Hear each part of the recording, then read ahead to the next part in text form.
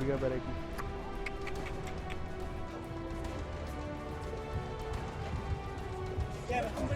जवान बचाव और राहत अभियान में जुटे हैं। आइए जानते हैं एनटीपीसी परियोजना कार्य के बारे में।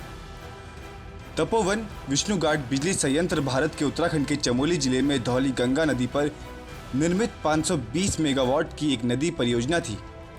संयंत्र से प्रतिवर्ष लगभग 2.558 मेगावाट बिजली उत्पन्न होने की उम्मीद रहा करती थी। एनटीपीसी परियोजना का निर्माण नवंबर 2006 में शुरू हुआ था।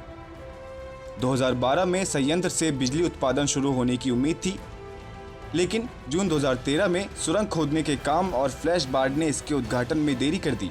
तपोवन विष्णुगढ़ बिजली परियोजना के प्रमुख कार्यों में बैराज का निर्माण, हेड रेस और tail race tunnel, power house और स्विच यार्ड शामिल था, जो कि अब पूरी तरह से ध्वस्त हो चुका है। यह 800 मेगावाट का है। यही परियोजना अब तक की फर्म का एकमात्र परिचालन जल विद्युत सुविधा थी। एनटीपीसी लगभग 29.78 ईथ की अनुमानित लागत पर परियोजना का विकास कार्य कर रहा था।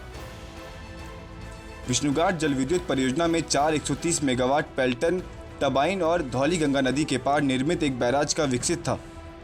बैराज 200 मीटर लंबा और 22 मीटर ऊंचा था और प्रत्येक में 12 मीटर ऊंचे और 14 मीटर चौड़ा 4 गेट भी शामिल थे।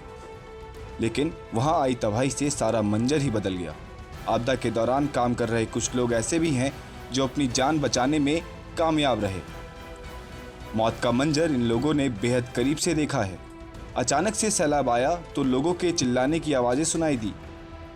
अफरा तफरी में हर कोई ऊपर की तरफ भागा, जिसमें से कुछ लोग ही सैलाब की चपेट में आने से बच पाए।